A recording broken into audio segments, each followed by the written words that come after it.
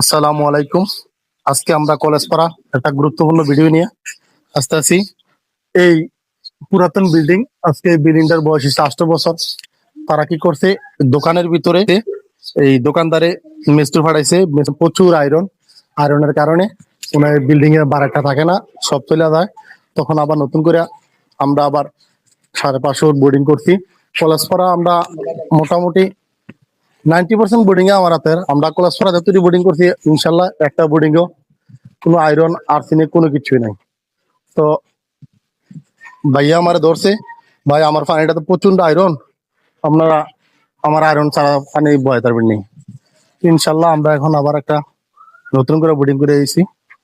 এই হলো বোর্ডিং, এই পুরাতন বিল্ডিং এর ভিতরে না আর্সেনিক মুক্ত। সবাই বোর্ডিং বসাইবেন, কখন কন্ট্যাক্ট দেবেন না দোকানদারের কাছে। এই যদি কন্ট্যাক্ট দেন দোকানদারের কাছে, এই তাদের মতন এই করে নিতে হবে। ঠিক আছে, ভালো থাকবেন।